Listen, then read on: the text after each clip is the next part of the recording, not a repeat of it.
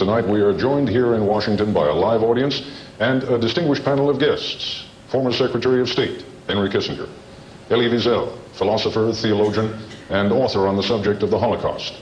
William F. Buckley Jr., publisher of the National Review, author, and columnist. Carl Sagan, astronomer and author who most recently played a leading role in a major scientific study on the effects of nuclear war. So you get the picture. But is this a vision of what the future that will be or the one that could be?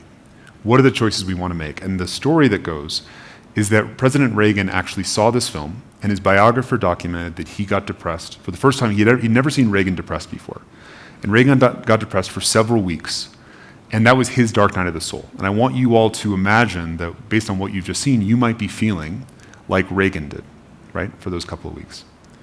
What happened afterwards was Reykjavik, right? A treaty in which the unthinkable, which is, can we de-escalate this arms race? Can we do something other than keep racing to create an outcome that no one wants? And part of why we're doing this presentation is to invite all of you into asking the question.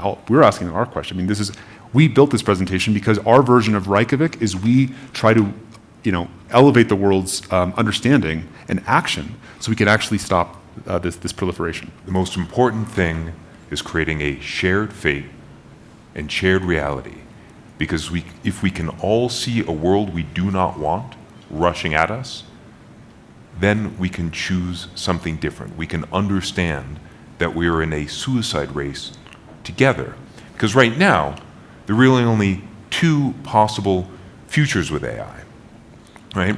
On the one hand, we just give these superpowers to absolutely everyone, right? Everyone has the equivalent of the James Bond villain briefcase full of the ability to make new pandemic viruses or create counterfeit humans or do automatic blackmail or create bank runs. So that's a world of continual cascading catastrophes with AI disaster powers for everyone. Not the best, but that's over here. But behind door number two is, forever dystopia. That is, whether it's like a top-down authoritarian state that can monitor, with Wi-Fi signals, absolutely everyone's position at all times, or it could be corporate dystopia and overlord. It could be, this AI surveillance state for total control, right? Another way of saying it, on one side, it's that we naively trust everyone to do the right thing with the power of gods, and the other side is that we don't trust anyone.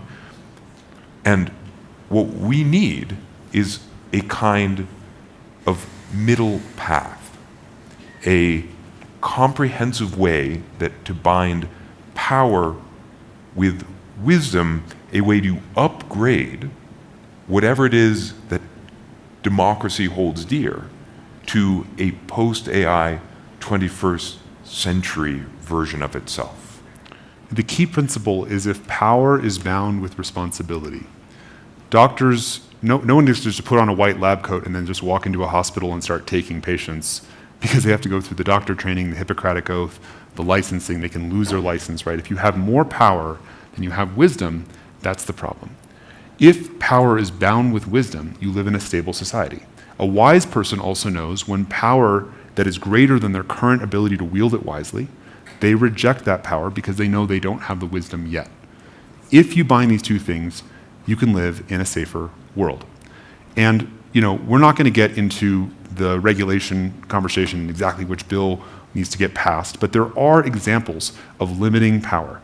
There's already a pretty deep consensus that GPUs, these chips that are the basis for training these massive models, we need to control GPUs and have a sense of these large training runs when they're running and control them.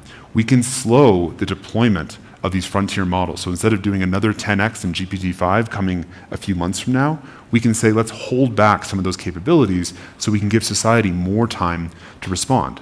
Instead of leaking these AI models out to everyone, as Facebook did, and I won't bore you with the details, we call them feral AI models, we can say, how do we have better security practices so we don't leak more genies out of the bottle? And just to preempt a thought that may be in your head, which is, okay, but isn't the cat already out of the bag? No, feral cat. Well, I don't think that's right. That's giving up too much. We absolutely have open source with things like the Llama model, which is one of these, like a smaller version of a golem. We've open sourced that, or Facebook did. So that's sort of like open sourcing Gatling guns. But we have not yet as a society open sourced like machine guns, tanks, warplanes, or nukes. So there is absolutely time to make a change before it gets worse. So that's the power side. Let's jump over to the wisdom side, to the kinds of things we can do. So one of the things we have heard from everyone, well, not everyone, but people inside of the major AGI corporations is, you know what? Our corporations do not speak the language of ethics and responsibility. They're essentially cost centers for us. In fact, Microsoft laid off the ethics and responsibility team, at least half of it, before releasing GPT-4. That's right. The only language our corporation speaks is the language of liability. So you can imagine, when you bring your kid to the supermarket, and if they break something, you buy it, you break it, you buy it. You can imagine the same thing. If you train it and it breaks something, you buy it. That's a kind of liability, and you can see how if there was liability for if anything your model does or somebody else does with the model that you've trained, you are liable for, you could see how that would just slow down the entire space. If there's mass liability for all the things that could go wrong, that would slow down dramatically the pace of all of this development. Oops, sorry, didn't mean to go back. Apologies, sorry. And then on the 30x researchers, right, we showed you the 30-to-1 gap between capabilities and safety. Let's have it be equal, right? Power matched with responsibility. Capabilities should be matched with the number of people who are working on safety, and this needs to be a global coordination. This is not about one company doing the right thing. OpenAI seeing this presentation saying we're going to do this other thing. It's about making sure we have all the companies come together.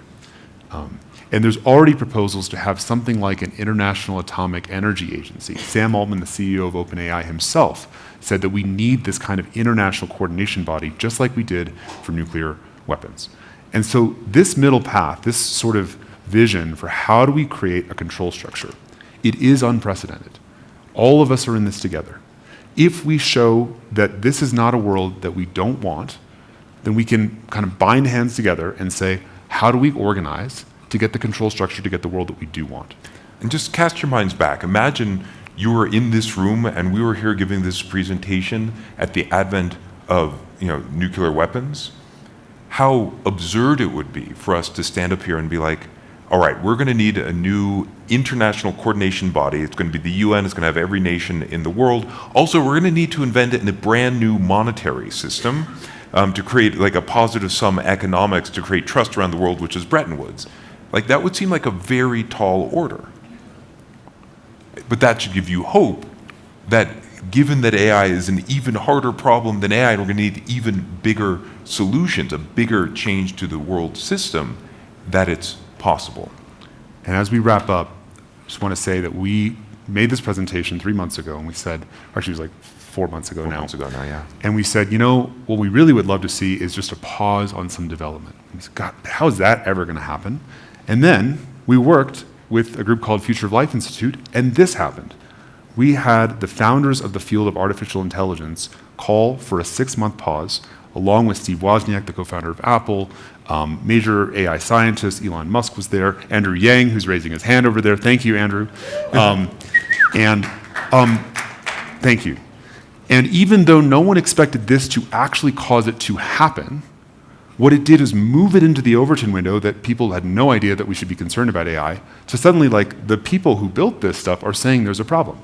We would have never thought that could happen. We also said, gosh, I remember being with you back in my office in San Francisco, making this presentation, saying, we got to get a meeting to happen at the White House.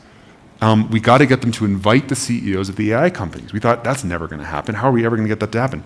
2 months ago, the White House actually did convene the CEOs of the AI companies. We had a small role in getting some of that to happen. The EU AI Act, thank you, and thank you to really all the people. There's a lot of people working really hard right now to try to do what we can to make something happen. The EU, actually in their recent AI Act, actually is targeting open source software.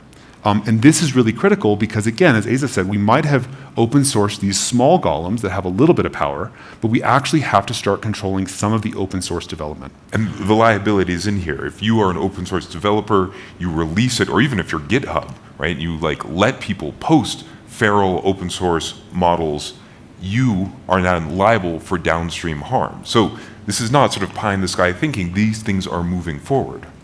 And when it comes to international coordination, we were seeing just 3 weeks ago, President Biden and UK Prime Minister Rishi Sunak actually creating agreements on AI and actually about to host a global AI summit coming up in the fall, that between now and then is a crucial period to get this kind of international coordination between Western leaders for what a global AI framework would need to look like.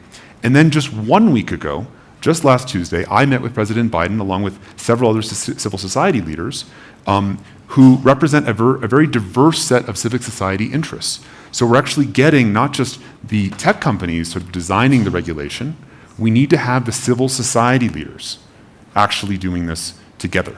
And that happened. So I know that this feels really hard. I know this feels really hard. It is an unprecedented thing that happens, that is happening. But the world needs your help to make the unprecedented happen. There's a lot of other times that we thought things would never happen that were unprecedented, and humanity somehow found ways to make it happen. And we may not know exactly how it's going to happen, but we're going to do it together. And maybe just to close, do you want to say? Yeah, I think this time is, and what we face is really a rite of passage for humanity. And like every rite of passage, you have to face death, and either you don't make it, or you emerge with a new kind of maturity, one that knows when you don't have the wisdom to wield power, or where you bind your power to your wisdom. And just to make this really personal, this is a picture of me, my father. It's on the right. The chubby one. In the 1985 PC World Forum, and my father died of pancreatic cancer. Prognosis was 3 months. He had 3 months. And AI offers this promise of being able to create the kind of drug or diagnostic that could have saved him. My mother is on the other side. She had non-Hodgkin's lymphoma. And both of us would want a world where AI could be used to develop cures for these cancers so we could have our parents. Obviously, we would want that. And so the question then is, at what cost? What is the trade worth making?